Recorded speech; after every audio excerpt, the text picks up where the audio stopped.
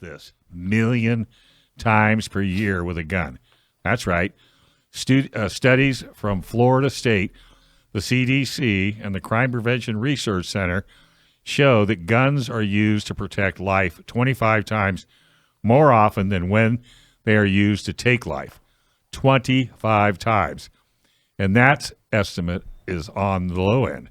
And if you believe that good people deserve the best tools to defend themselves and their families, then you should be a member of San Diego County Gun Owners. San Diego County Gun Owners makes it easy to connect with the community that's fighting to defend and restore your Second Amendment right. Become a member today. It's only $10 a month. That's right, $10 a month. Can't even buy breakfast for that. Go to sdcgo.org/join to become a member today. Boy, we've got a great crowd in here. We've got Alicia, we got Joe, and we have a very special guest. You can introduce him. All right. Well, today we have a guest. His name is Gabe, and he has an interesting history. He worked in the comic book industry, and we're going to have a whole discussion about why he's here and why he's changed his working situation. Looking forward to talking to him, and we want to learn how you can get a CCW permit. Only a couple of spots left. You probably know all about that, right, Joe? Yeah, it's the same seminar we do. So yeah, they're doing it at the where's that at? They're doing it at the San Diego Flight Training International on Arrow Drive. You can register at www.gunownersradio.com/CCW. I think what you should do is get your CCW and then go take a flight. Well, it's great. Yeah, absolutely. You've been up on a private plane lately? No, I avoid those. When I was doing search and rescue, the helicopters were okay. That was bad enough. The fixed wing, I wasn't. Yeah, with a helicopter, you fall out of the sky Yeah, but easier on that you thing. fall slowly, though, with the helicopter. Yeah, not change subject. Did you see that trainer somebody's built for helicopters? You're No. fixed to the ground, and you're in it, and the helicopter can spin and do all kinds of things, but it never leaves the ground. Yeah. So I'm going to go take that There one. you go. Also, the gun show, that's right, folks, the gun show is back on June 3rd and 4th, and you can get a $3 discount at gunownersradio.com/gun show. And it's actually called the Gun Owners Symposium. 2 full days of presentations on the truth around gun ownership, plus the CCW seminar, situational awareness for teens, CCW lifestyles, and more. And you can get free gun show admission. You just got to go to gunownersradio.com symposium. And there's going to be prizes from 511. And if you don't have any 511 gear, you need to get with the program, bags, packs, and a whole lot more. So it should be a good show. It's going to be a great show. Yeah. Are you looking forward to it? Oh, yeah. I'll be there. Yeah. I'll be there on the 3rd. You'll find me there in the And the symposium. 4th. Yeah. Well, actually, the 4th is a Sunday, isn't it? It is, correct. Then some of us will be here all together. Mike, by the way, if you're wondering where Mr. Schwartz is, he is with his dad. And they're eating Mexican food. They're eating watermelon. So I think he just wanted a good quality vacation. What do you I think? wonder if he found any spaghetti. Yeah, he's never going to find. I don't even think they have Denny's back there. You think they have Denny's back there? Probably. Yeah, you missed that discussion, Dave or Gabe. There was just a big thing about Michael Schwartz, the guy that's usually here, was real into Denny's spaghetti. So it's the best. That's exactly the spaghetti look. he's ever eaten. From Italian restaurants all the way across the board, and he swears by it. And then one day he goes in. He left the show, drives to Denny's, goes in, and no spaghetti. Wow. And he ranted and raved and ranted for what, weeks? Yeah, you can imagine the discussion there because my name Dramisi and then my mom's last name Gambino. So we're talking about that's right. Denny's spaghetti. Yeah, and every Italian that listens, just their cringe factor. I'm not even Italian, but I know everyone is bad at something. So Yeah. I guess our friend here doesn't know Italian food. Yeah, is what I'm guessing. But have you ever seen Mike? No, I haven't seen it. He likes food. So Does he? Okay. I mean, I'm just being honest, right? Maybe he's not picky. Maybe that's what it is. No, he probably isn't. He does like to eat, though. I But was anyway. just at Spiritos with my wife for lunch up in Carlsbad. Oh, okay. Is that Italian? Outrageously good. Is it good? My dad's been a gourmet chef for 50 years. On my mom's side, we own a Mexican And he likes it? No, he's never been there. He's in Colorado, my dad. Oh. But it's as good as his red sauce. And my dad's in a gourmet for like 50 years. I'd be careful with that. So it's good. Spiritos and Carlsbad. Spiritos. Did you pick that up from your dad too? You a good cook? Very good cook. Well, on my mom's side, we owned a Mexican restaurant for 50 years. So I was in there since I was a little kid making tortillas. Oh, okay, great. Yeah, and then just cooking with my dad all the time. And yeah, so All right. Still cook? love to cook. Made breakfast for Mother's Day and then made oxtail stew for dinner on Mother's Day. Oxtail stew. Got your own special recipe? Yeah, my dad would make oxtail stew. It was a favorite for me as a kid. So you're then just stealing all your dad's recipes. that's how we learn. That's how you what we're learn. going to talk about today is keeping traditions alive, right? So Absolutely, and that is so important. And a lot of people just don't think about that. But, I mean, of course, I'm older than dirt, so the traditions from way back when, which are not being taught nor learned or experienced today, it's really kind of a sad connotation. You hate getting old, but boy, am I glad I grew up when I did, I bet. because it's crazy out there right now. Right. Yeah, So, all so right. this will be a great discussion today because the stuff watching what you were talking about and what you had the courage to do. It's like I've been preaching that for like the last 5 years now. Well, thank you. So it is really great. This will be a Oh, good that's right. discussion Yeah, today. you just packed it in and said you could take this woke and put it where the sun don't shine. Yeah, it doesn't make any sense. If No. you're really thinking critically. Does you're it make just- any sense? It doesn't No, make it doesn't. any sense. It's all based on vanity.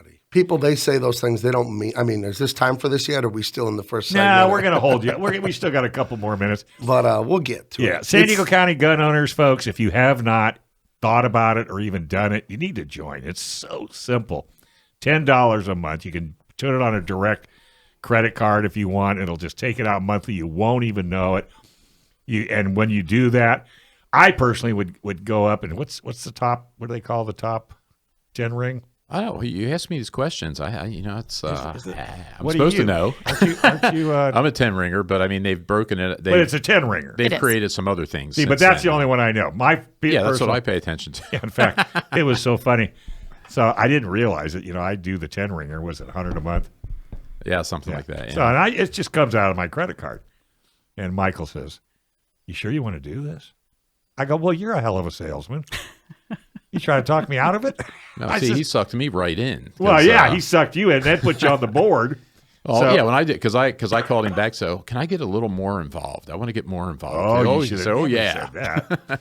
So I do it, and then all of a sudden I get a copy of Recall magazine. I go, I don't remember. Oh, Recoil magazine. Yeah. Yeah, and I said, I don't remember subscribing to this.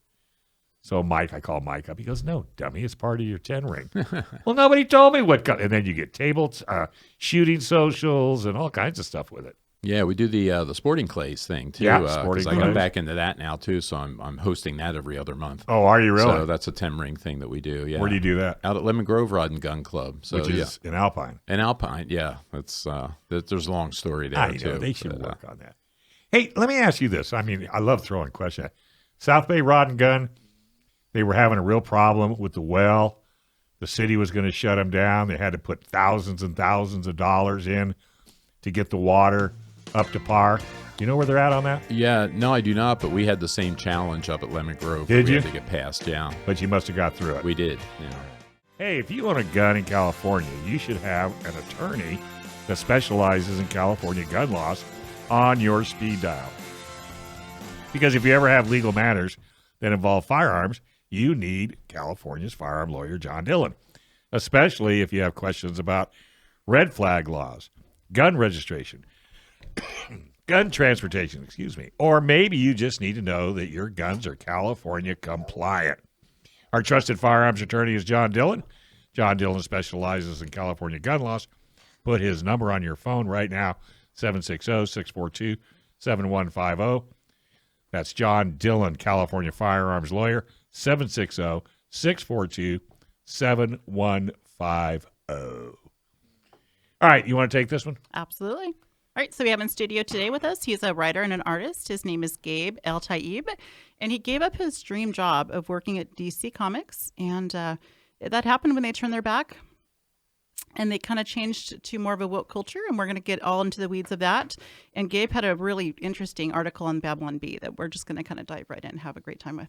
All right, slip him the All right, Gabe, microphone. here you go. All right, bring it this way, I guess. All right, so Thanks for having me. Start off with what got you into comics? Well, we were talking earlier. I told you my grandparents had a Mexican restaurant, right? Okay. So I was always there before I was in kindergarten, just hanging out in the kitchen and doing stuff, and there was big rolls of butcher paper. Yeah. So I'd pull those out and just draw on them all the time to keep myself occupied. Because this was 1981 or 82 or Right. whatever, so it wasn't hand the kid an iPhone. Yeah, and yeah, hypnotize yeah, him. It was, yeah. hey, go find something to do. And boredom is the greatest thing for imagination. If you're Sure. bored, you're going to make up fun stuff to do. So I was a Star Wars fanatic from whenever I can remember, age 3 or whatever. So I would just draw Star Wars space battles on butcher paper. That's how I got into loving to draw. Right. But I have that. No training. I mean, eventually I went to college. Well, and all yeah, that, but I mean, was- naturally, it was just what's in here. Got I had down to here. do it. I had to do it all the time, my whole life, because I just love it. I don't know. It's like someone who likes to sing or whatever. They just have to do it. It's just in you. That's how you are. So I got to tell you a cute story. So I worked in Northern California in Vallejo, and I used to work at Safeway. And at the end displays, you'd have all your foods and everything, and the end display they'd try to put some kind of advertising on it. So I went back into the butcher shop and I pulled out a big roll and I did peanuts. Oh, cool. And whatever was on the end display, Peanuts and Lucy and everybody was carrying it around.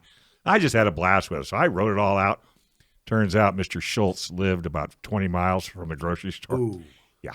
Ooh. So all these lawyers come walking in. Descend upon the Safeway. And Mr. Schultz came in and he says, "Who is doing these?" He is. They all point at me because I didn't know. I was just a kid. I must have been, 17, 18? I didn't know. And he says, "I have 2 things for you." I go, "What's that?" "Stop. Don't ever do that again. And second, you're really good." Well, there you go. So I took that as a compliment, and I never did. So I kind of get where you're coming from, and I still like to draw, not as much as you did. So then you got into DC Comics? When I was 13, I saw X-Men issue 1. They had relaunched it in 1992 or 91, whenever I was 13. Saw it at my friend's house. I didn't collect comics, but I always knew what they were. But Right. I was like, what is this? Because it was electric.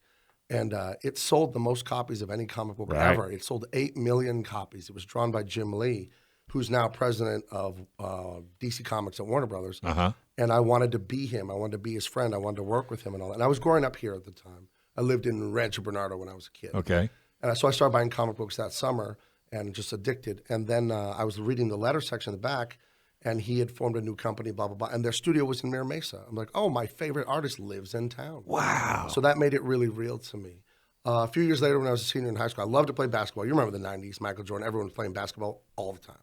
We'd play at the local elementary school by my house all the time. And an older guy, he was like 25, 26. We were all like 16, 17. That's definitely an older He was guy. shooting over there all the time by himself. And someone said, hey, that guy, he draws comics, that guy. You should go talk to him. My girlfriend at the time is my wife now. And I went and talked to him, and he was Scott Clark, rest in peace. He passed away a few years ago, but he worked for Jim Lee at his studio. So it became very real to me, like, oh, just anyone can do this if they work hard enough. And I've always had that attitude naturally about life. I don't think there's anything anyone can do that someone else can't. Yeah. If one man can do it, any man can do it. Yeah. It just has a price that it Yeah. costs. If you're willing to pay it, then That's you can have right. it too. And I'm sure your family gave you a good work ethic. Of course. My grandpa, World War II veteran. And Yeah, opened there's no slacks in this family. No. A World War II veteran, and opened a tortilla factory like in the early 50s, and we all worked in it. Everyone in the family has worked in that tortilla factory plenty, and it's a Mexican restaurant. Is it still around? No, closed up in the 90s because none of his kids carried it on. My uncle became a lawyer. My mom and aunt were teachers, and Yeah. so they And should you're have a kept it. cartoonist. Yeah, but I just I've always loved to draw, and I found Yeah. a way to make money doing it. Yeah. So, got married, all that stuff, and wasn't successful like trying to find work. I wasn't good enough yet. We were living in Poway, me and my wife. Uh-huh. She was working like managing at Coco's. I was working construction, and I found Jim Lee's studio. I was reading an interview they did in a comic book magazine, and I saw some pictures in the background. They were taking pictures of the people who worked there when they interviewed them. I saw the Colonial Hotel in La Jolla. I'm like, I know where that is. It was out the window. The lady, Sandra, who's a friend of mine now, she was an artist there. And I saw her standing there, and there was a picture of the Colonial Hotel out behind her. I'm like, I know exactly where that is. So I'm like 19 or 20 years old. So I drive down there, I'm looking, and in one of the windows, like on the 3rd floor, there was a big comic book character cut out cardboard.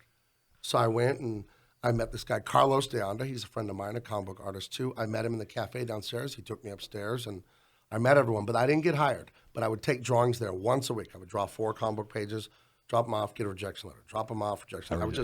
But I started mailing everyone, DC Comics, Marvel Comics, Dark, all the big companies. I would just mail them these samples every week and then get like 4 rejection letters every week, Sure. which I still have all the rejection letters. And I just stuck to it for a long time. Anyway, we go off to college. I get my degree. My wife gets her degree. And we decided to live in Colorado, where we both went to the university there. But one night, I was working now as a freelance comic book artist for little publishers, little things, not making a ton of money, but I was a full-time artist, so I was happy. It was like 2004. And then, late 2006, sorry. Shoot, 2007. Years are flying by, man. I'm only 44, but goodness. It was 2007, and I saw Jim Lee, my favorite artist when I was 13. I would always look at his blog. And it was late at night. I'd finished a bunch of other comic work, and he said they're hiring a colorist at the San Diego studio. And there was a black and white Superman drawing that my friend J.J. Kirby, another artist that worked there, he's my good friend now, he had drawn this black and white Superman, and they asked you to color it. So it's like 3 in the morning. I'd finished other work. I didn't want to do it. And I clicked through, and I saw all these submissions, 59 of them, I remember. Wow. And they were terrible. I'm like, I'm better than all these people. So I colored it and emailed it in, and then 2 weeks later, they called me and offered me the job.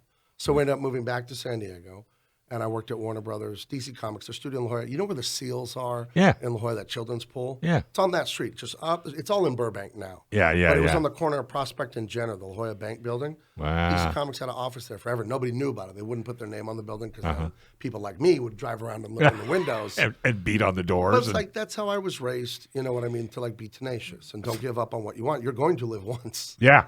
No, I'm that's right. it. Dude, You know? I could tell you stories. Right. It's how I got radio and TV. Right. Because you want it. Because I wanted you work it. for it. And I Right. started when I was 50. So I get where you're coming from. Right. No is not in my vocabulary. I used to tell girls, you're lucky I don't want to date you. Because I would. You cannot say no if I Right. get my head in the right place. Right. I feel exactly the same way. So, what comics did you work on? If you name it, I've worked on it. Oh. Ghostbusters, Star Wars, Okay. Batman, Superman, Wonder Woman, every last thing you think of a famous character I've worked on. Hey, can you believe what comic books are going for nowadays? Some of the older ones, yeah, they're going for a lot of money. Pretty crazy. On eBay and all that. I have some friends. What's the who- comic book world like today? It's in horrible shape. They're all going out of business. Now, independent guys like me were doing great, making a lot more money than I ever made Yeah. in that business being independent. And I made good money working for them. I'm making really good money now. But, Are you still working for them? No. I'm independent now. That's the whole point of what I did here because But your reputation precedes you, I'm sure. absolutely. Yeah. I do excellent work. Absolutely. Yeah. So, Gabe, back up to that for a little bit, though. You said the comic book industry is in bad shape. What led to Horrific that, or how did that happen? I guess how did they get to that point?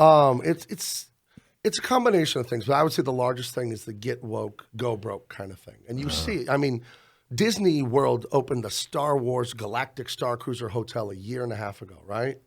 They spend, I don't know, maybe billions to build a hotel, and they're shutting it. They just announced they're shutting it. Oh, really? Because it's based on the new woke Star Wars that nobody likes. There's no Han Solo. There's no C-3PO. It's all the new stupid girl power characters and the weak wishy-washy What are they men. thinking? Their audience can't be that big. Here's the thing. I worked at Warner Brothers. I was an actual employee when I worked at the La Jolla office, and most of the people are normal. They're not leftist, weirdo, woke. They're Right. lefties, but they're normal, yeah, nice yeah. people.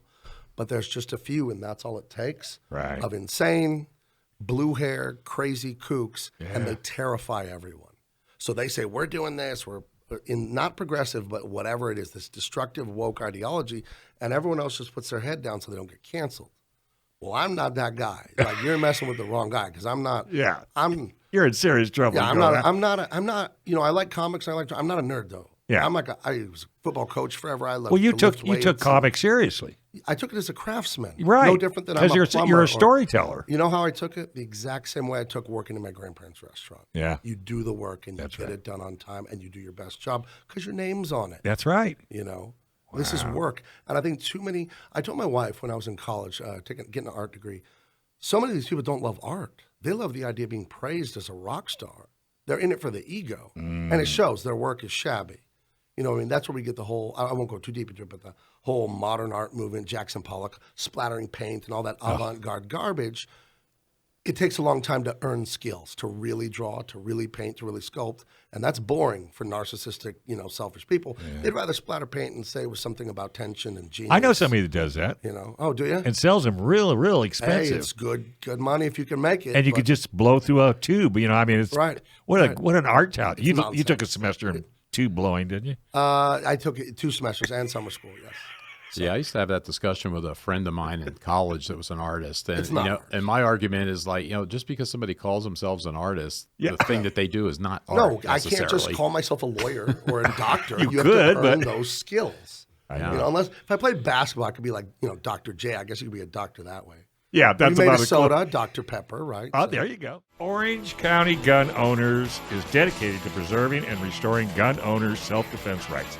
If you live in Orange County and want to help defend and restore the Second Amendment, you need to join OCGunOwners.com/join. Orange County Gun Owners is the organization to help get more pro-Second Amendment officials elected.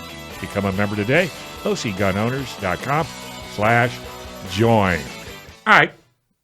You want to take up from where I just left off? I'll let you do this segment. All right, so Gabe, so just so kind of just leading in from where we left off. So guns, are pretty commonplace in comics. So let's kind of tie in your history with what we do here. So there's a big portion of the industry that has a firearm kind of balance to it. So some of the guns designed by artists in these comic books are pretty awesome, but there's still an aversion to guns. Batman famously doesn't use guns, but he did when he first started. I'm curious what your take is on all of this. My take on guns and comics, of all the leftist, weird, progressive political things they do in comics, I don't think guns are put down that much in comics. I think masculinity in general and traditional conservative values are put down. Anything patriotic or Christian or men are actually intelligent or actually ever did anything or discovered it, that's all crapped on all day. But guns, that's fine in comics, I guess. It's just like Hollywood actors. They'll come out about, we got to get rid of the guns. And then they're in their new, come see my movie Friday, and they have 2 ARs, they're akimbo like this. And then we have to outlaw them. And then they have private security in real life with guns. So it's well, which is it? So there is a total disconnect there from the politics of a lot of these people. Guns are a problem and should be illegal, which I disagree with completely, of course. And then what they do to make money. So I would say there's a big hypocrisy there, that you have these oversized sci-fi guns, and then the same person drawing that and writing that, they're saying, oh, yeah, but it needs to be illegal and this and that. So I think there's just a hypocrisy there. But it's not an issue that comes up a lot. The issue that's woke in comics that's destroying it is the gender, political, progressives. It's all the same thing you're seeing in the rest of the arena. And it's all by design, too, by the way. And Really? go back to what you were saying before, too, because you were saying it when we were asking you about the industry. You're saying it's really a small minority of really vocal people that are doing that. And then the rest of the people, because you see that all across the country in all sorts of different areas and industries and institutions where people don't speak up about it for different reasons. And then it's just gotten to the point now, like with guns especially, gun owners are to blame for this. We've let this go for 50 years. They've been doing this, and we haven't said anything. And now, we're fighting for stuff that we should not be fighting for. I mean, we shouldn't have to do this. But talk about that a little bit. From what you saw. Well, I would say about the small number of people causing the problem. It's one bad apple spoils the whole bunch, right? But I think most people are afraid of confrontation because, I don't know, I think they're being cowards. I'm not afraid of it at all. I don't like to fight, but if you need to fight and argue and stand up for what's right, then you do so. You want peace, but if they don't want peace, what is your choice, right? That's right. And I would say, have you ever read Atlas Shrugged? Yes, I have. I'm Christian. I don't like her anti-God angle in the book, but I love the rest of the book. And the book sounds like it was written last week. The villains in that are communist, woke Marxists, and they literally speak like the stuff you're hearing on MSNBC and all that. It's I only read it this year in November, and I was shocked. I'm like, this was written 70, 80, whatever years ago? Really? Because it sounds like it was written from today's leftist dialogue. Well, doesn't history repeat itself? Of course. There's nothing new under And the I sun. think right? that's what we're seeing. Right. And unfortunately, we're at that bad sport where this is eventually going to spin around, and then down the road, it'll all go away, and then it'll all come back again. Right. Well, and it's not new stuff. I mean, it's like your hat up there, right? The Right. That's why I wear socialist the anti-socialist social club hat. So, I love it. Yeah. Well, there's a skateboard brand or something that has this same logo, but it says anti-social social club. Okay. So I kind of made this as a parody. I made it myself and Yeah. I had it printed up. And So, nobody's yelling at you. creative. No, I get comments on it. I have a T-shirt of the exact same design. Today I'm wearing my finest Van Damme T-shirt. Yeah, I noticed that. Did you draw that? No. My family knows that I love Van Damme. I do a podcast on Wednesday nights where we just talk about Van Damme and Schwarzenegger and Stallone. Really? Oh, it's on a YouTube show with my good friends of mine. What's the name of it? So It's people called can look Double it up. Impact. That's one of his movies. Impact. Right. And me and two other guys, we just talk about 80s and 90s action movies. And it's an improv comedy show, but we go over. Oh, a new God. movie Do you know Red Dawn? John Milius, right? Yeah. That's Conan. That's Red Dawn. That's Dirty Harry. You know- he helped start the Rome TV show on HBO. Michael Schwartz is going to be Outstanding so depressed because Why? besides Denny's Spaghetti, Red Dawn, you get him started on Red Dawn. Wolverines. Oh, Lord. on. See? Let's He go. would love you to death. Let's go. Because that's what got him started Right. in the gun world. Right. And John, he's a big Second Amendment guy, is what I've heard. I don't He know is. him. Yeah. Well, don't you guys know Amanda or something Yes, like his Yeah, daughter? yes. we've had her on the show. We've had her out here. Yeah, she's amazing. You know, Okay. Can you say where they are? Are they in L.A.? Are they somewhere? I think they're in L.A. Okay. I know she is. No? Oh, I don't know. I'd love to talk to him because we love his movies. We did Conan on the show. We did Red Dawn on the show. I'd love to talk to him. Talk to Rich, Okay, I will and after the show Rich he'll get you hooked up. because I'm really good friends with Dean Cain. You know Superman. Oh, Like yeah, we're yeah, good yeah, personal yeah, friends. yeah. And after I came out against Warner Bros. DC Comics, he started talking to me on Twitter, and we exchanged phone numbers. Now we've been out to dinner and this and that, and we're working on a really neat project I can't talk about too much together, actually. Oh yeah. But so yeah, I'd like to meet more people that have a lot of reach. You Right. know what I mean? Yeah, yeah. and to It's get not the word easy out. No. getting through. You got to know somebody that knows somebody that knows somebody. Right. But I wanted to finish up what you asked me about a few people causing trouble and everyone else being a coward. Were that management or employees? Both. It's sprinkled everywhere. They just put their garbage a little bit here, a little bit there. But I think what it is it's a culture since the late 50s up till now. And it started small, but probably 100 years ago it started. But it's really brewing with anti-masculine, anti-father culture, saying that men are Homer Simpson and Al Bundy and Archie Bunker, and they're stupid and they don't know anything. Men are trash, blah, blah, blah. Like the Me Too movement, like let's ruin men's lives on a false accusation, just all of it. And there's a complete resentment and hatred for any and all things masculine. And when you have that, your society's cooked. It's done. It is finished. Because men are leaders. Yeah. Women are not leaders. I hate to say that, no offense, but they're not. You want to know what female leadership looks like? Go to the ghetto. Single mothers, that's what ghettos are. Right. I'm Mexican. That's very near and dear to me, thinking about the Mexican barrios and all the sadness, the jail, the crime, all the failure there. It's unnecessary. Right. Totally. So I have, in physics, they have the unified field theory. They want to connect magnetics and gravity and the unified, weak nuclear force, strong. They want to have an algorithm to connect all of it, a theory. I say for cultural decay, the unified theory is fathers. It's men being cowards and not being good husbands, not being good dads, not being men of conviction and honor, being afraid to say what's right when it's time to say. Because why won't women stand up for themselves in sports? And this guy's swimming past all of them. That's not their job. That's our job. That's to right. defend women and say That's something. right. And where is the We Too moment when, with all this going on, Right. allowing a transgender man get into their sport? Thank goodness for what's the girl's name that's doing Oh, yeah. Is it Riley? Something? Riley. Yeah. Gaines, right? Riley Gaines. Thank God she is stepping But she up. shouldn't have to do that. No. Men should have enough, Waivos. testicular fortitude. Oh, that's Can I say even that better. on the air? Yeah, you I can don't say know. that. Oh, that's right. Be careful. Yeah. This is not a podcast. It's not YouTube. On that, you can say anything you want, but But the men should have enough to say something. I know. Dang it. So. Well, no. yeah, and that's what you were saying before. If we don't stand up for it, because this has been going on for a while, and you could see that just even the stuff you were talking about before about the work ethic thing, about learning how to work hard, and if you want it, because I used to tell my kids that you could be anything in this country. It's just a matter of if you have the physical ability. I mean, I can't be an NFL football player. Well, not anymore. But But if you could have. that's true. Oh, years ago. if you'd have worked at it. But before they weren't that big. but I mean, if you have the physical skills or the brain power to do, if you want to be a surgeon or a doctor or whatever, there's nothing stopping you in this country if you want it bad enough. Yeah. And we're losing that kind of thing, I think, nowadays. Even the example like with the student loan stuff, right? Okay, we're going to wipe out all your student loans. Well, wait, you talk these kids into borrowing all this money to go to school to get this thing, and the idea is you're going to repay the money back. And now you're saying, no, we're not going to do that. And then everybody's upset. Oh, this isn't right. We have a right to have this forgiven and this and that. Well, look at reparation. Well, that's what I'm saying, and that's another all. one. These are all symptoms of culture, like you were talking about, and that's the dangerous part. That's the destruction that we're seeing. If we lose that, it's not coming back. I think if we lose that part. You made a comment about culture being. Would you say politics is downstream from culture? Right. I believe that absolutely. And once you go down this path like this, where you've got people that just can't think or can't reason along these things, I don't understand why, like the things you were saying, were so bad.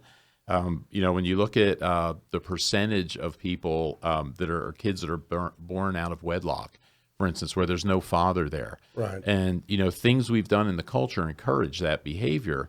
And it's tough. It's not that a single mom can't raise a kid. It's just much, much more difficult. Sure. And- And when I talk about the ghetto and the single mothers, I'm not pointing at the women. Mm-hmm. Where the hell are the fathers? That's Right. who I'm pointing at. Wow. It's your job to provide and protect. Yeah. And you're just like, oh, okay, you're pregnant. See you later.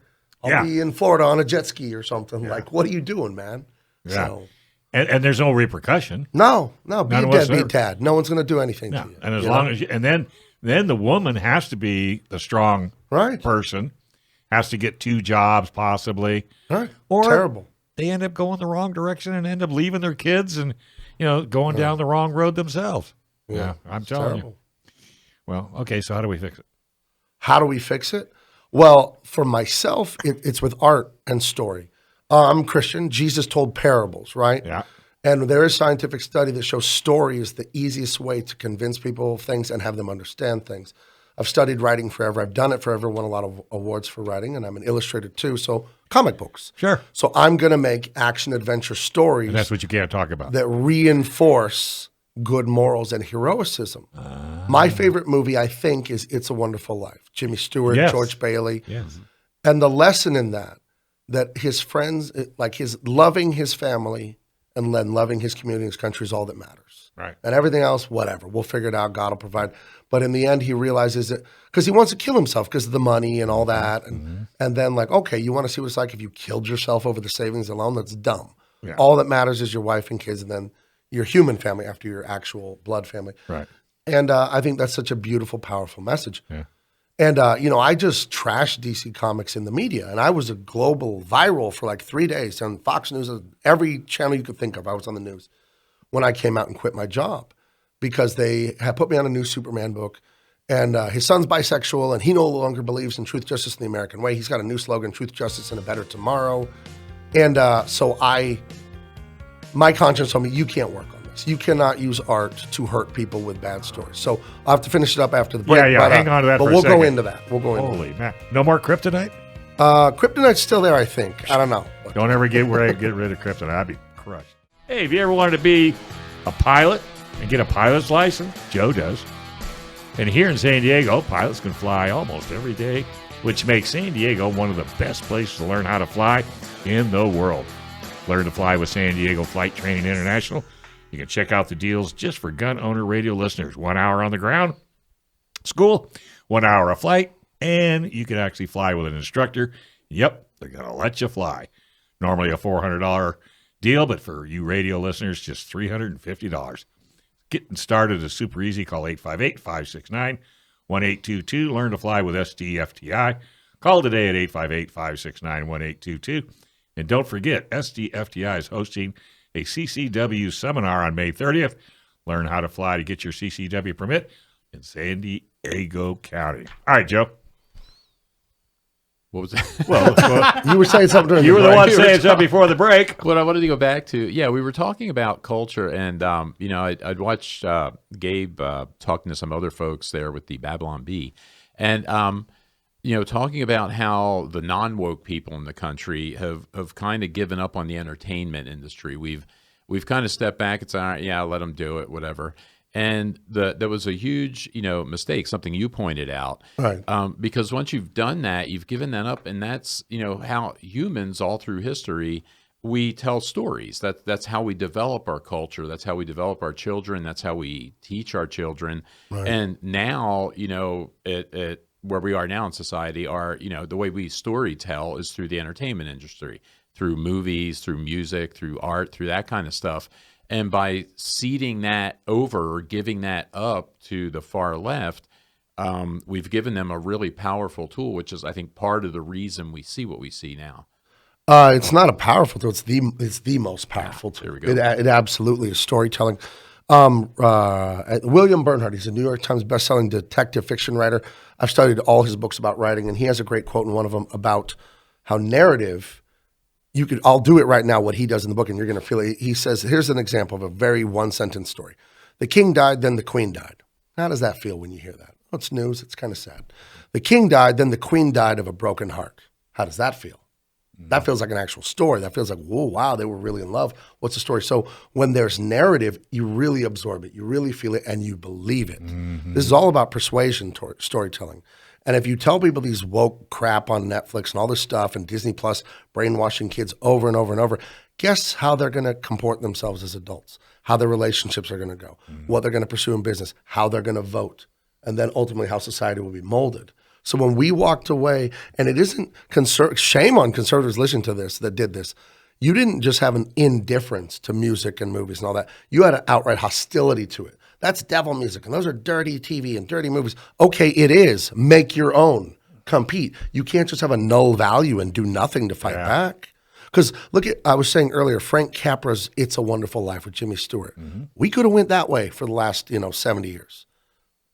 Just turned in the 50s with all the commies coming into Hollywood. Right. Remember that house, that Un-American Activities, Walt Disney's testifying, Ayn Rand is testifying, Ronald Reagan's. They're all testifying, telling them that communists are here in Hollywood. And pay attention. They were right. Can you see it now? I guess they were right. Yeah, you think?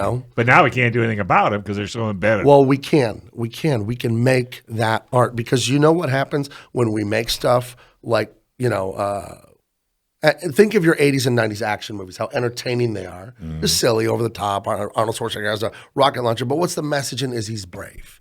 You know what I mean? He fights to save so-and-so. And we put the sugar to help the medicine go down is he's holding 2 Gatling guns or whatever. Like, okay, that's crazy, but the point of it is he's brave, or he learns to be honest, or whatever. We learn a good lesson in the story. Yeah, you're now right. The only lesson they want to teach you is your father is an idiot and there's no God. That's the only thing they want to teach you with this new stuff. And hate your country and hate your heritage. And they figured it out. If you do it as a story, they are there because they know storytelling is what the end result will get if you do it right. Right.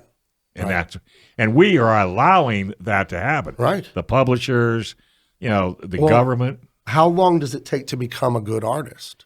Right? Yeah. It takes a whole childhood and into your adulthood to be a world-class artist like me that can draw and all that for DC Comics.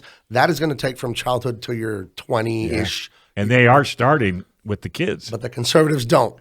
They say that entertainment is for the evil left people, so we don't do it. Well, if you don't do it, guess who's going to fill those spaces? Right. And now you have what you have. Like it. And now you're crying. Yeah. Now you're crying because of what's on Disney and Netflix and all that. Yeah. Because you guys wouldn't raise your kids to do art. And it boggles my mind. My dad's an immigrant, and the immigrant, they always want their kid to be an engineer, doctor, lawyer. I told my dad I want to be a comic artist. He was like, okay, just make sure you own the characters so you make the money. He didn't tell me not to do it. Yeah. I was encouraged to do it. Yeah. Because I came from a family where whatever you do, you make money doing it. Yeah. Blueberry muffins or whatever you want to sell, make money. And make the best blueberry muffins. That's right. Not just a blueberry muffin, the best. But I would say right now today, if you hate what's going on with the gun restriction and the woke this and the brainwashing kids and the weirdo story hour and all that, then you have to make this art. And if you can't make it because you never learned and you're old now, it's too late to learn, support people like me that do. It's not a free business to run. Right. You know what I mean? Right. I need customers. I need money to print comics and sell them and all that.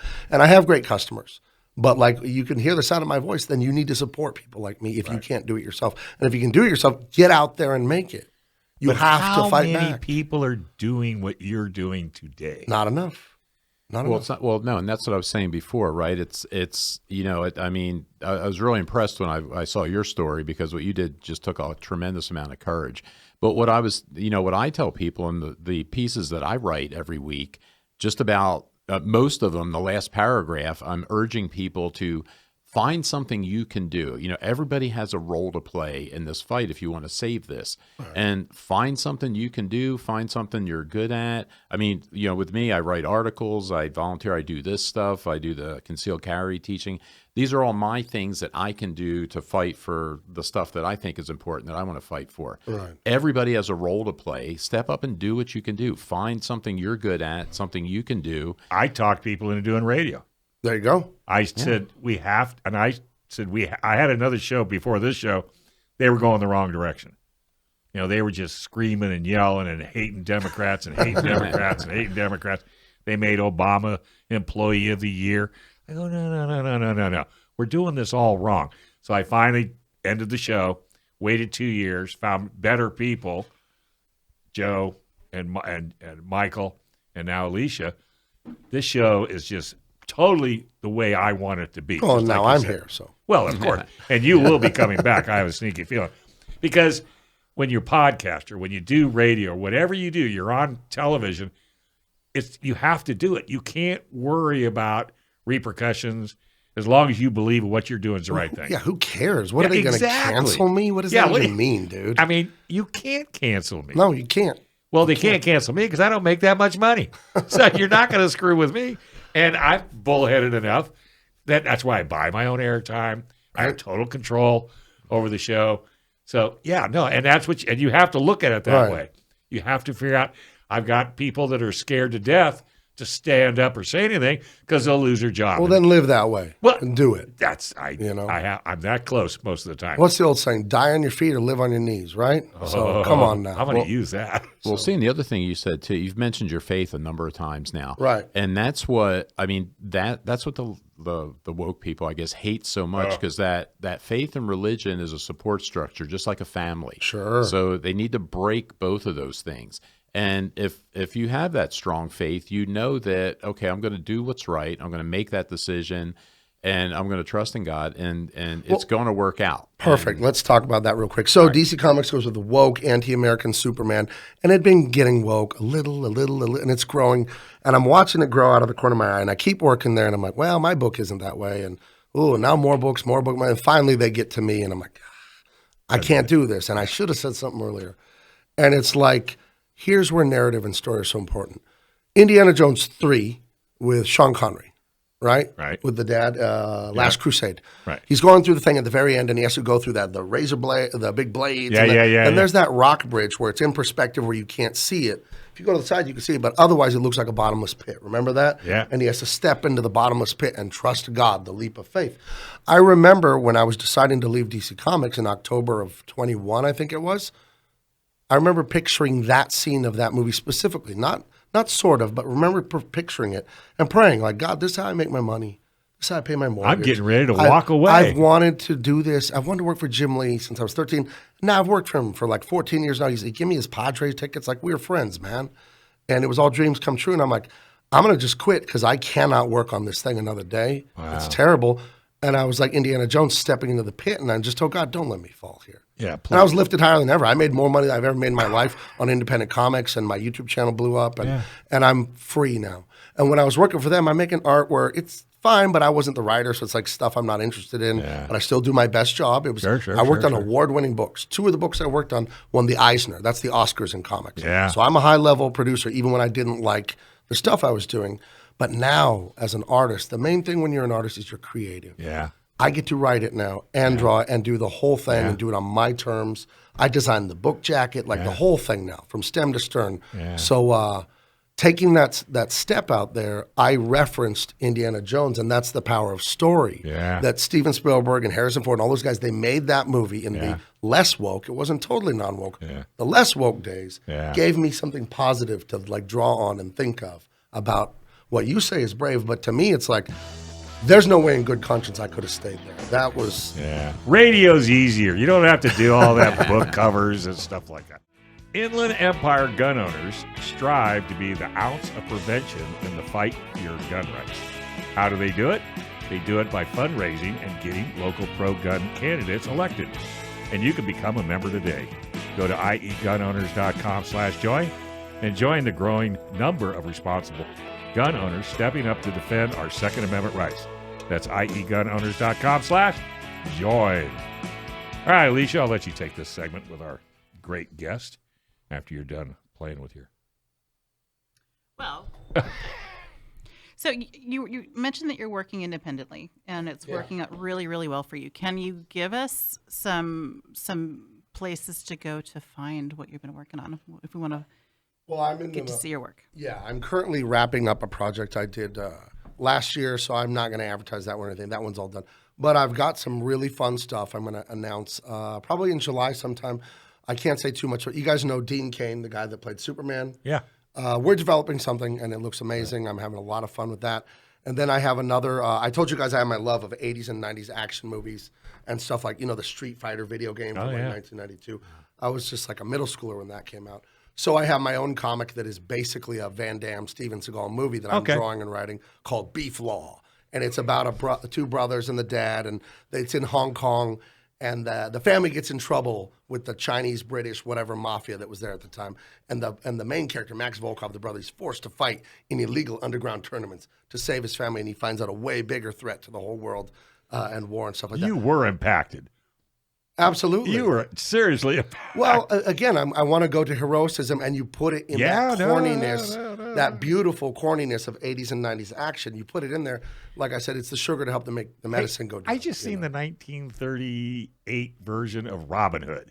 Right. You talk about heroes.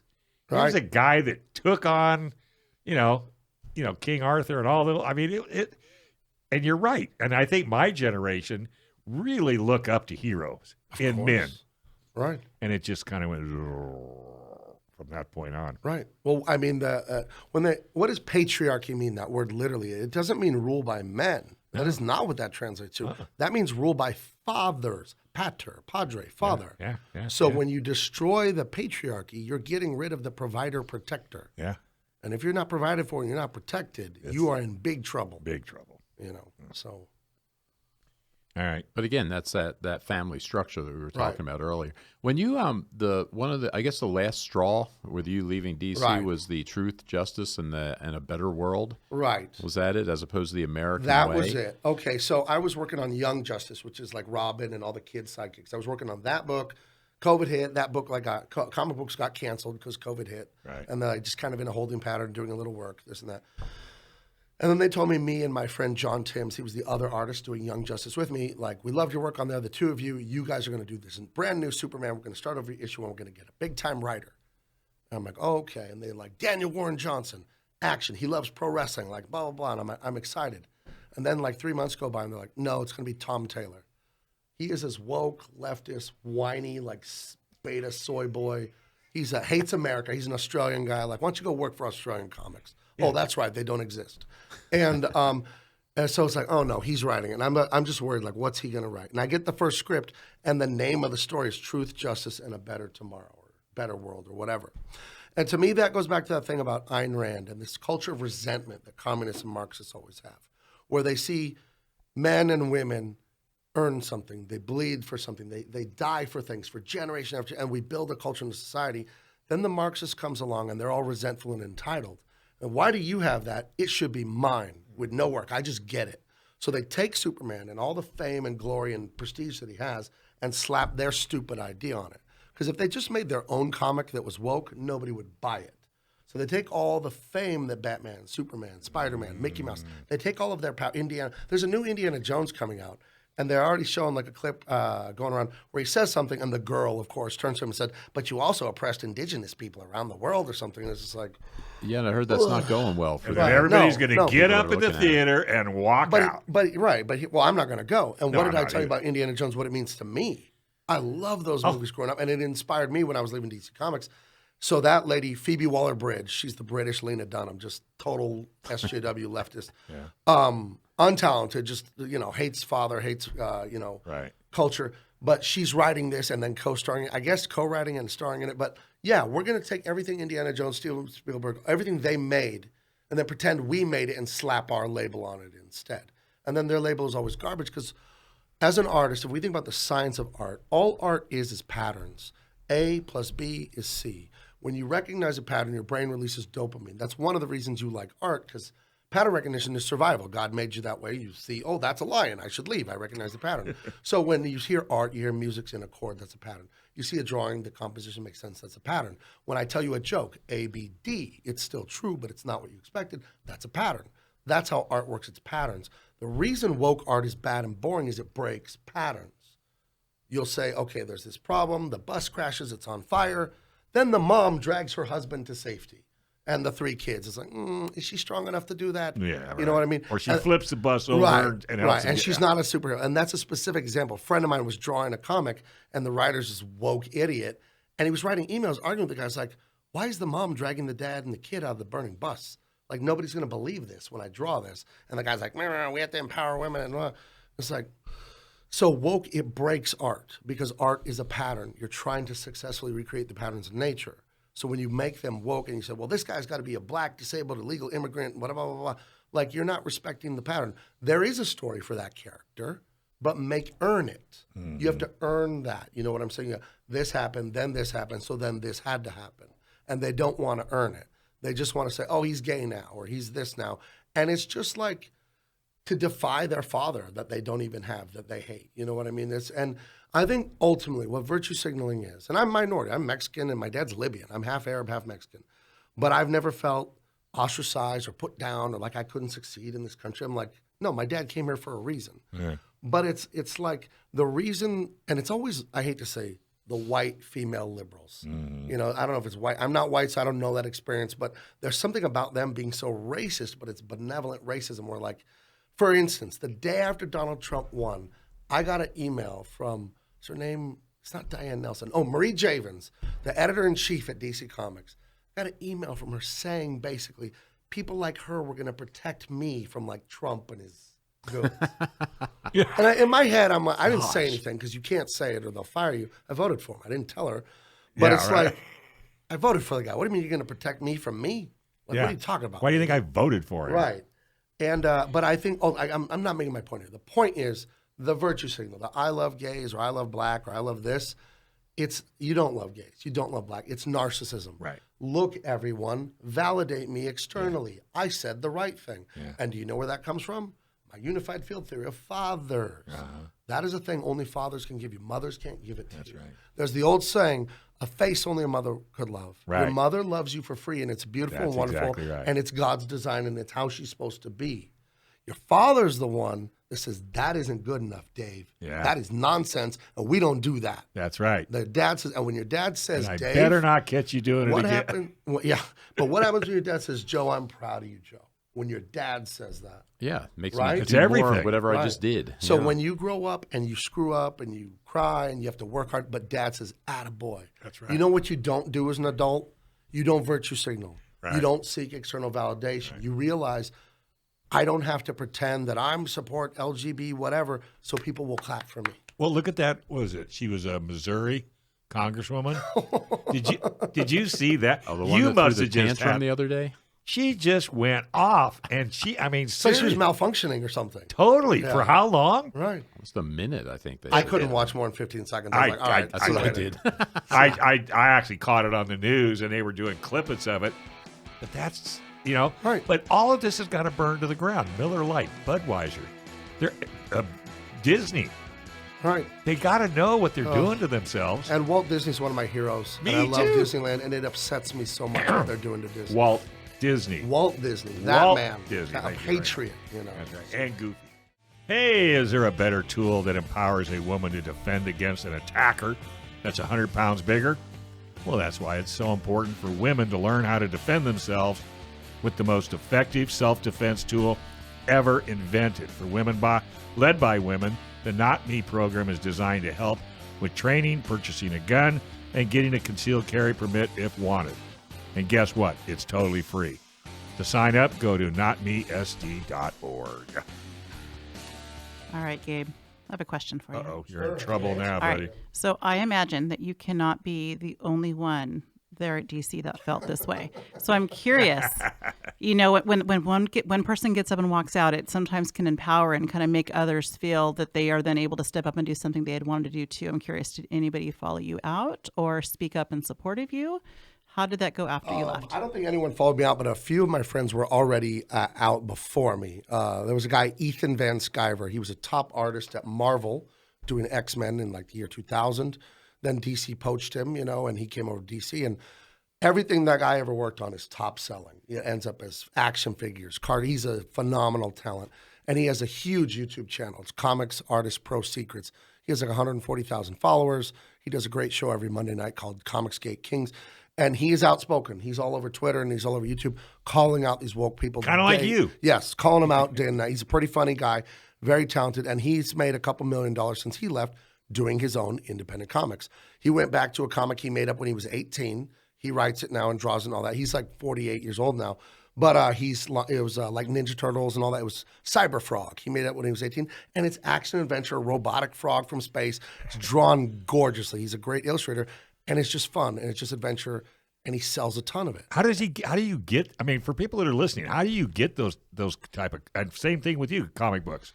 How do you get them? Yeah. I mean, are they just all online? Oh, no, you call a printer and you like set up I'm running a business now. He's running. So you can actually buy your comic You book. can buy physical copies of my comics. On, yes. on Google? Or no, I have my own website. Your friend and mine, Rich, is it Yulmel? Yumel. Yeah. He built me a website, but other guys use Indiegogo, Kickstarter, those crowdfunding websites. Okay. And the model Ethan and those guys use, and that I used last year, is you put your book up there. You put just like 5 pages, a cover, a synopsis, and then you put perks in it. Like, if you buy the book, it's $25. You buy the book and the T-shirt, the hat, the whatever, you can get all kinds of stuff. And then we'll ship it to you in 6 months because it's crowdfunding. So it's like you give me the money, then I use the money to draw the book, pay people to cover it, blah, blah, blah.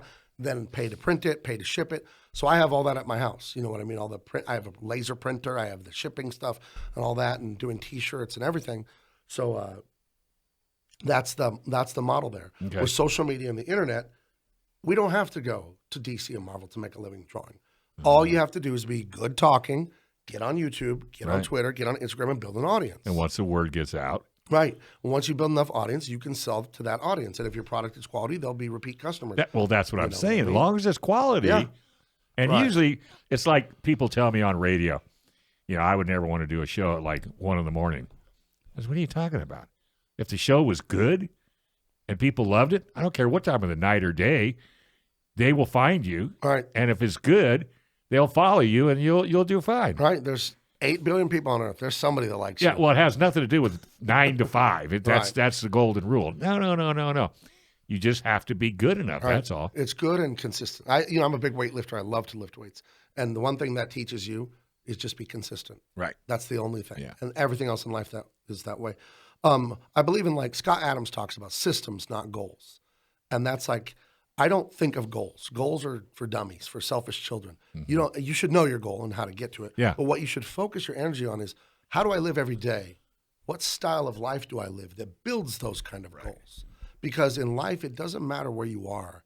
It matters where you're headed. Direction is much more important than location. Right. Look at where something is today compared to where it was yesterday, and that's going to tell you a lot. Right. You know what I mean? So if you stick to, okay, I diet and exercise, I did that 3 days in a row, I'm headed in the right direction. I can feel good. Because the time's going to pass anyway. The years are going to pass anyway, and then you'll put all those years together, and you'll have the thing, whatever the thing is. Yeah, whatever that But thing is. here's the thing that a lot of people don't understand. You're not building something when you want to. You're building every day of your life. And you're either building crap or you're building something good. That's right. Crap takes no effort. You can just sit there and then you're building a crap. Oh, yeah. But good things take effort.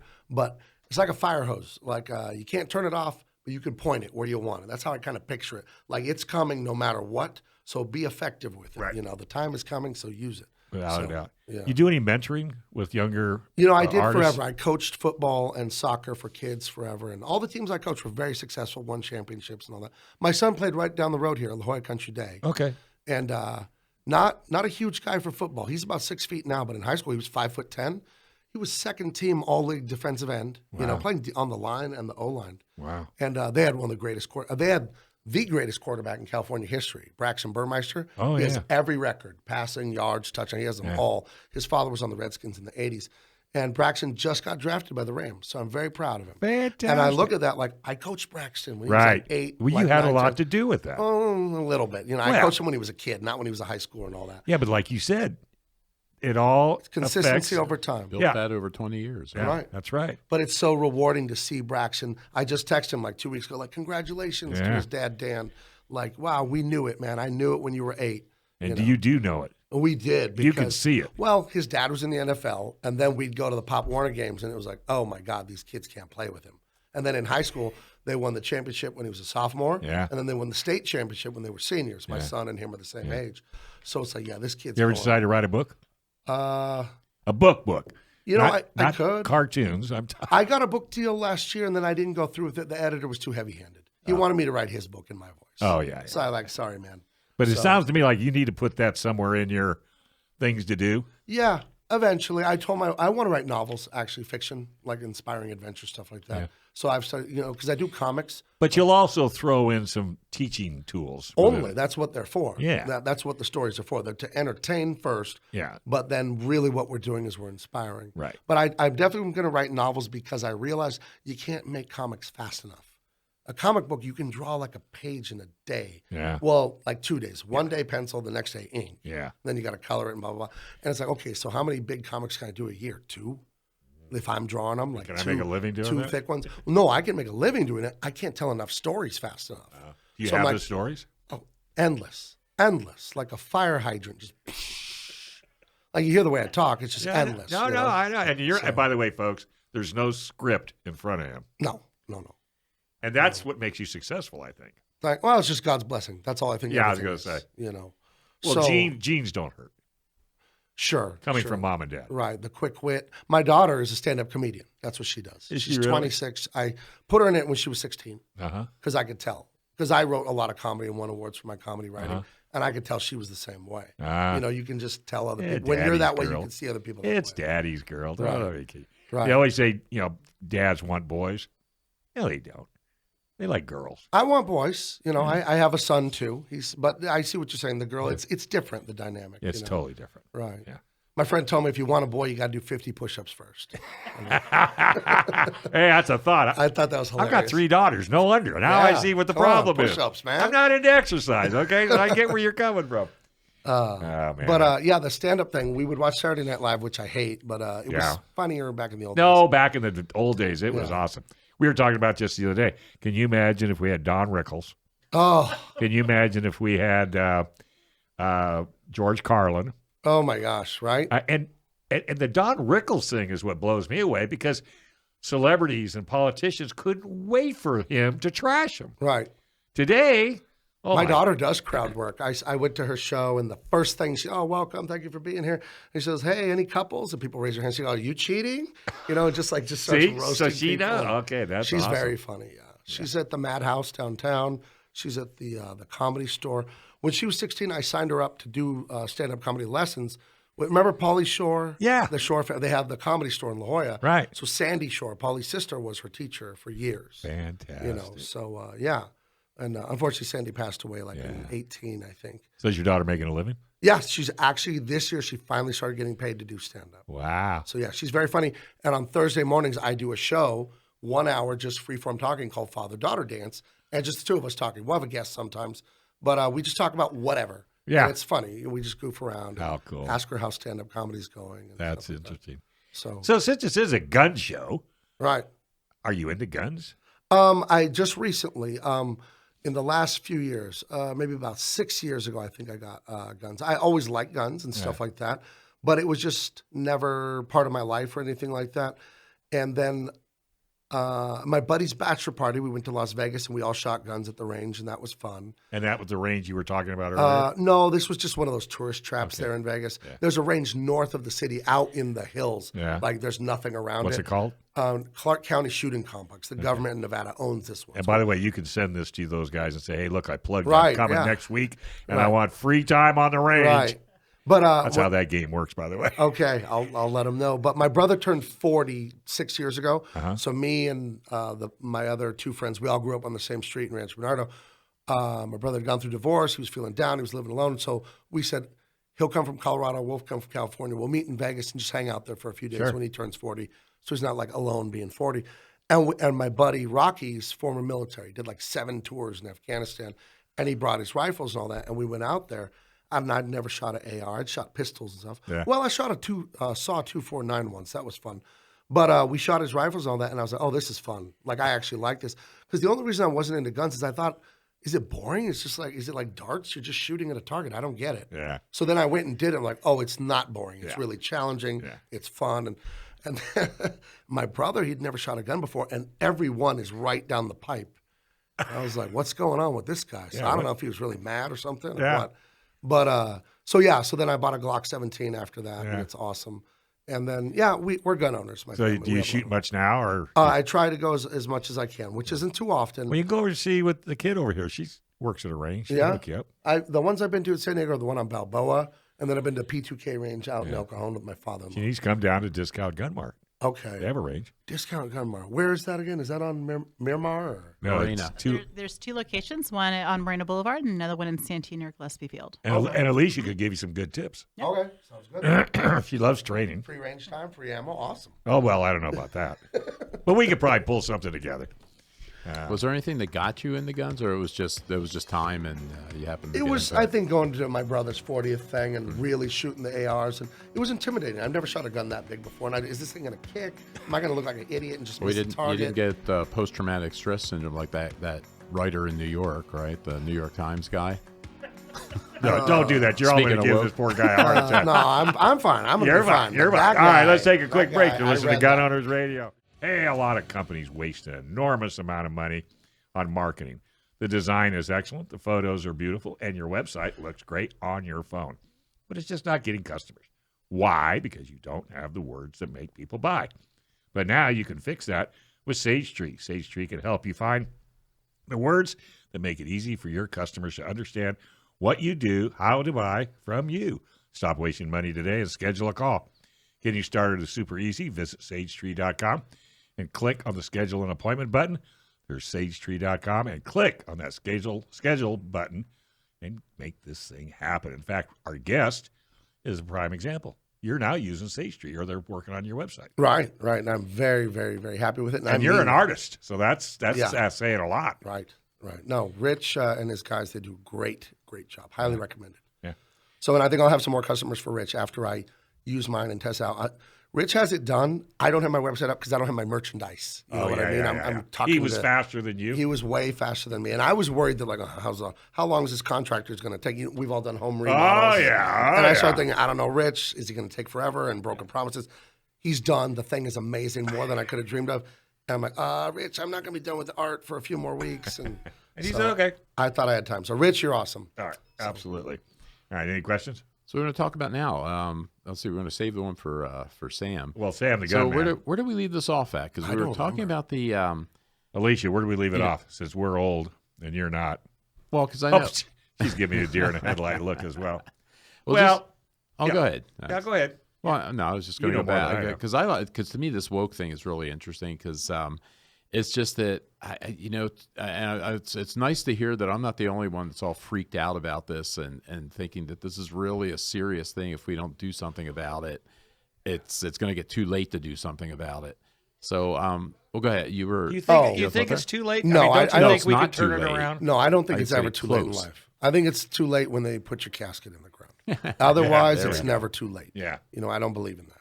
I agree, and I think it's like anything. It's just taking the non-woke so long to say enough. Well, stop being comfortable. Stop being cowards, Yeah. right? Stop it. Get out there. I would just ask them, do you like this? Yeah. Do you want more? And I told you last segment about direction is more important than location. Last year to this year, what is our direction for wokeism and communism? Is it more or less? Yeah. It's more. Yeah. So where are we going to be 1 year from now, I 2 know. years from now?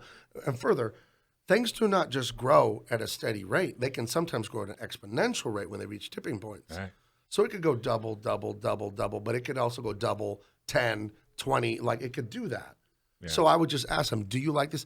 Because they will come for you. And it doesn't even matter if you're a leftist. Study Mao. Study the Bolsheviks. Study all those cultural revolutions. Yeah. Communist. And what did they do to the people that supported them at first? They lined them up against the wall too and shot them. The useful idiots. And they're trying to take that out of the school so we don't study Right. that. If you go to Wikipedia now, they say like the communist myth or whatever. Yeah. So- Well, I was at lunch the other day, and some 3 ladies next door, and they commented, to me on a book I was reading, Roger Stone, Who Killed JFK. Right. And which is, I told my cousin, you ever give me this book again, I'll smack you. Wow. I mean, I was already disappointed in the government. Now I'm even way more. But beside that, so she looked at me. She says, "Are you a Trumpster?" I go, "Absolutely." She goes, "You like that lying?" I go, "Well, how's your 401k doing today?" Right. They got up and left. Good. Because if you don't confront them, you know they're not going to have an answer. Right. If you don't confront them, they're going to get away with it. Right. And people have just been cowards, just putting their head down. You can't be a coward. And it still kills me when it says, "Oh, I don't want to lose my job." What do you mean? There's so many jobs out there right now. Go do something else. Make your own job. Yeah. And especially in my business, Jack King Kirby, he was the first comic book artist in the 60s to bring dynamicism to the page. And I'll make this as simple as I can for laymen, but composition in a drawing or a painting is where the things are. Not how they're drawn, but just the shape of the house is here, the person is here. Right. And composition is super important for the pleasing look to something. Right. But in comics, composition will get you movement. And comic books are all about movement on the page because of the action.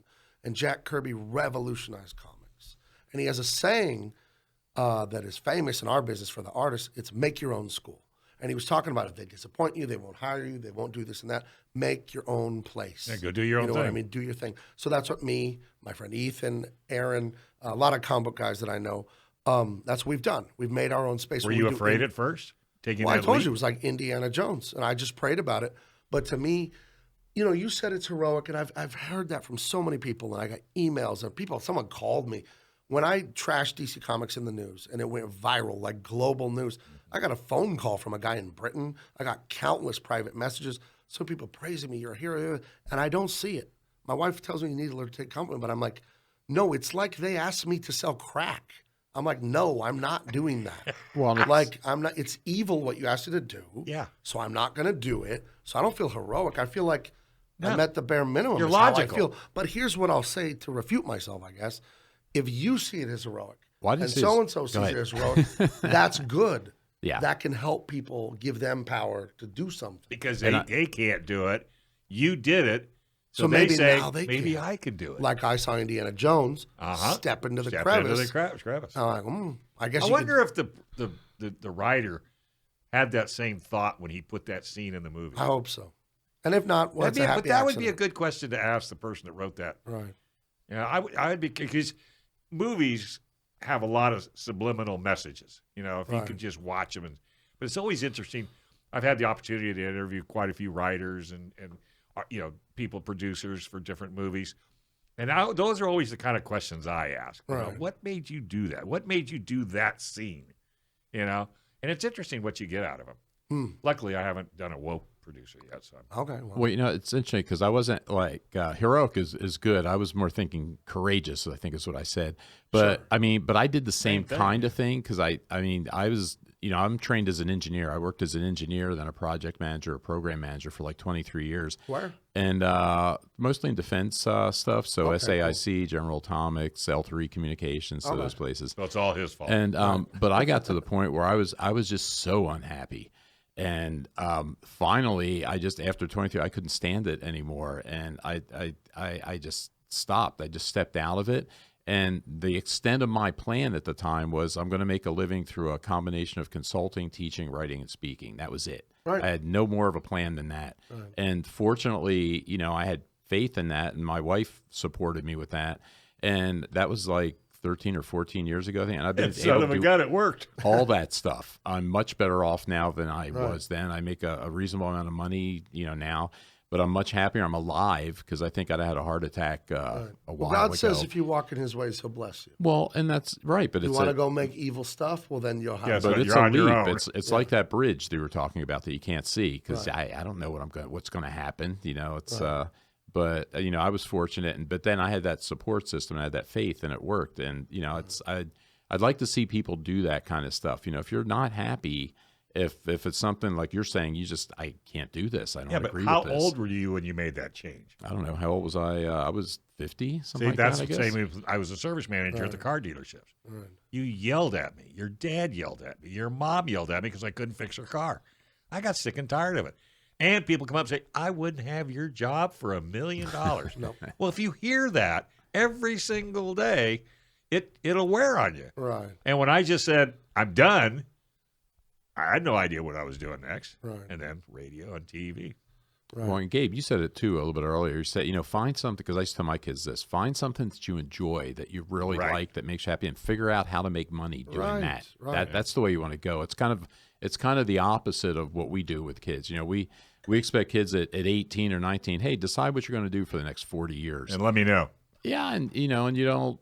How can you do that? It's unreasonable, I think, It's to ask stupid. people to do that. And I think God made everyone different with different abilities and skills and predispositions. You could do anything, but you're going to be better at some things. Yeah. Like I was telling my friend the other day, if your kid is like 6'5" in 5th grade and you don't give him a basketball, you should go to prison.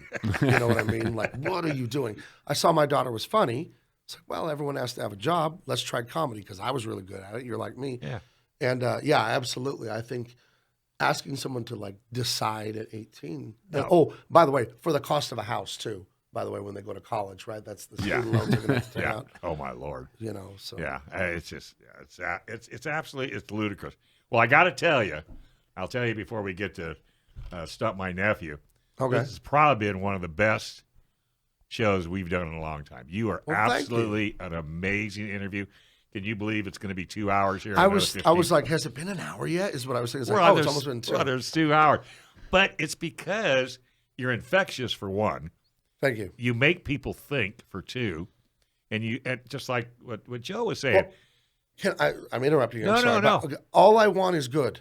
I don't want people to be miserable. That's all I want. Like if you're woke and you're this or that, I'm not trying to hurt you. I was miserable when I was little. My parents got divorced when I was 8. I love my dad. I would see him in the summers, but I felt powerless, abandoned, miserable. Yeah. And I know the failure of feeling like try 8 mothers and 3 fathers. Right. Put that on your resume. Right, but I know there's a way out. You know what I mean? There's a way out, and it's like you trust God, you get married, you stay married. That's right. You find a job, and you work it. Yeah. And that's the way out in this country. No matter what Joe Biden has tried, it still works. It's harder, but it still works. Yeah. And I want to tell people that because I see young people going deep into their 30s. They're not married, they don't have kids, and they're partying like they're 21. And I know people in the entertainment industry, even worse, they're 50, and they're telling me about the latest video game, and they're still not married. And like, and where do you live? Oh, I live with my mom. You're kidding. But it's like family is everything. It's everything. I saw Donald Trump on some meme, and he was saying, how do you take so much pressure, Donald? How do you do it? How do you do it? And it's like, who has more pressure than me? You know how he talks so funny. I can do impersonations, but I can't do his, and that makes me mad because I'm trying to do it. But he said the way he deals with pressure is he thinks about the thing, whatever it is. And he tells himself, this doesn't matter. The only thing that matters is family and faith. And this business deal, whatever, it actually doesn't matter. I know. And I think that's so instructive to also, remember that. The White House doctor said that he has a unique ability, no matter what happens today, when he goes to bed, he wakes up the next morning, it's over. He's starting a fresh new day. Wow. And he doesn't hold, and they said that's why he is healthy and he's able to do what he does, is he doesn't let anything bother him, and he goes to the next day as an all brand new day. Kind of like what you said. Right. The Gun Show is back in San Diego, and Gun Owners Radio is giving away tickets.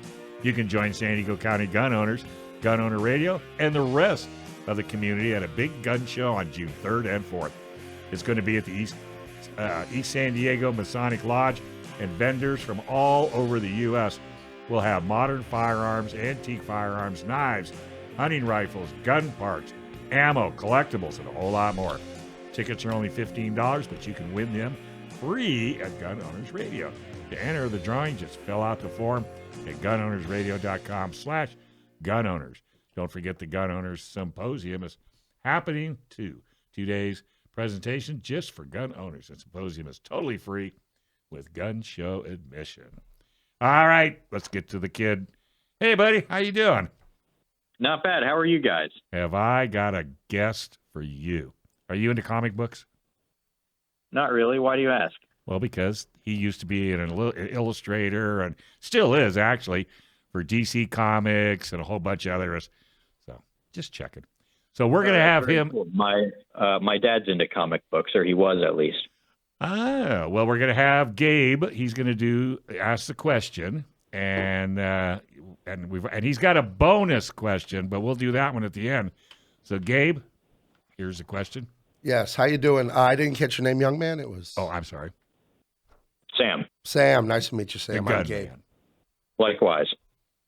Oh, all the way at the bottom. Okay, so now I read this here? Yep, Okay. just read that. Stump my nephew, Sam. It's Mark from El Cajon.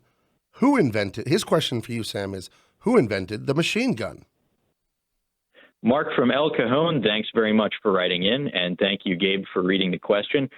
Who invented the machine gun? This, like many of the questions we receive and that I am asked, is the answer depends on what exactly you define as a machine gun.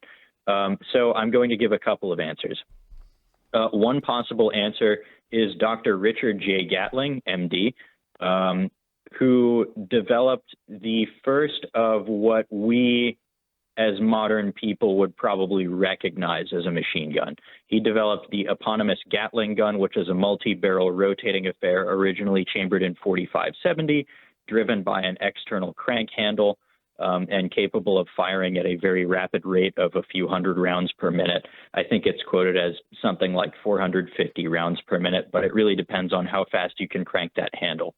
Another possible answer could be Hiram Maxim, also an American inventor, who a few decades later developed the first reliable and commercially successful self-powered machine gun. In other words, it wasn't driven by an external power source such as the muscles in some guy's arm. It was driven by the energy from the fired cartridge. So those are two possible answers.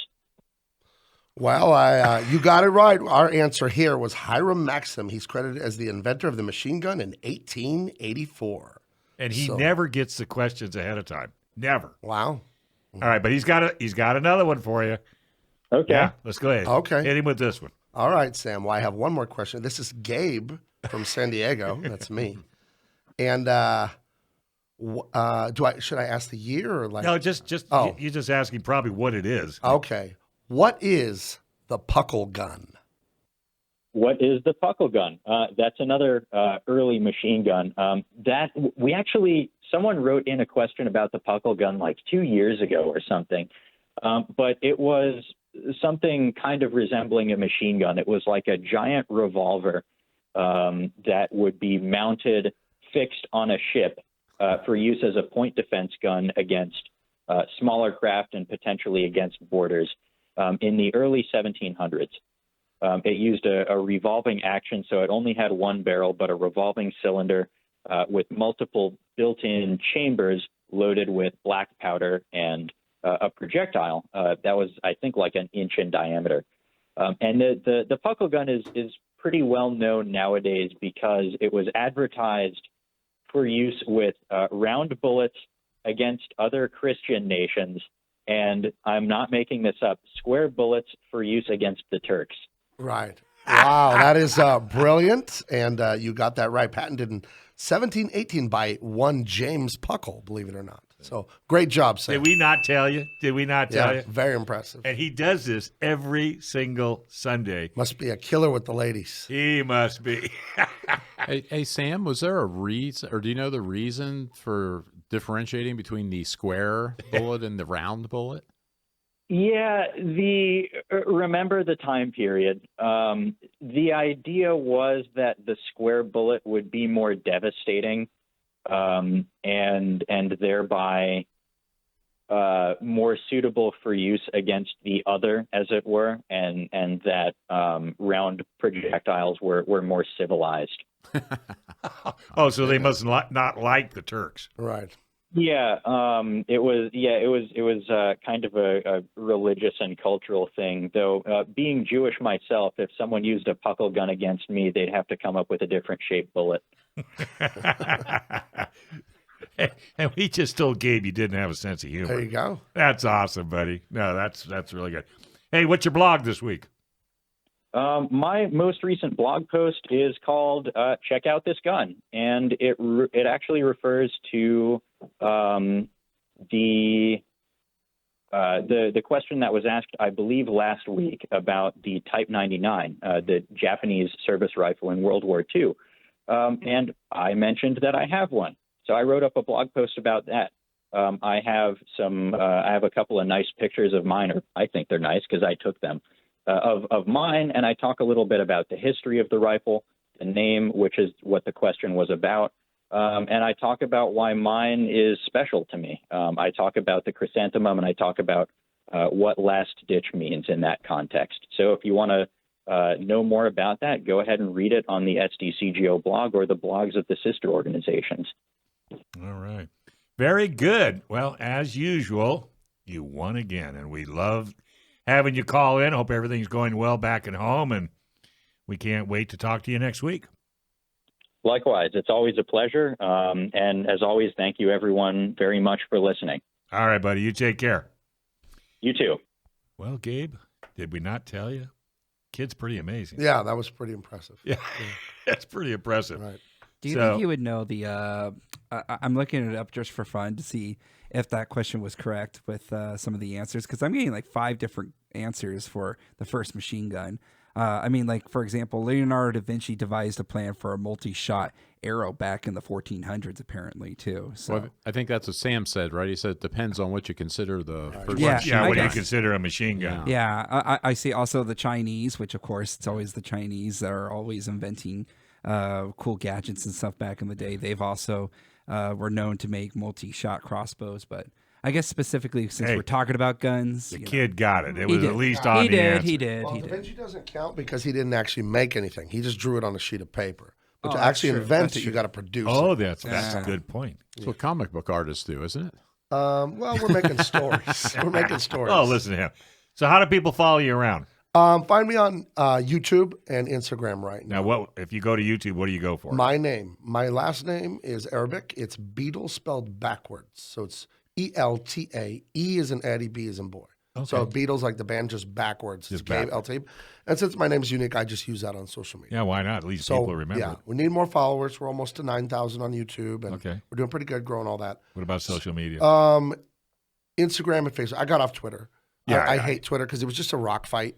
Yeah. That, like, I realized I would advertise my comics, promote myself, and, like, you get a couple likes in this.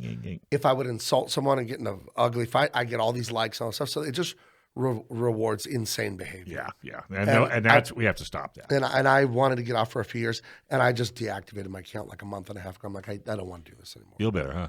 Way better. Way. Twitter is an outrage. It works on the addiction pathway like a slot machine. Addiction is most reinforced when it's random rewards. And Twitter, the algorithm knows to feed you liberal stuff you hate and then give you one good conservative thing. And then feed you liberal stuff you hate and then randomly give you a conservative. gotta figure it I'm out, huh? convinced that that's what they're doing.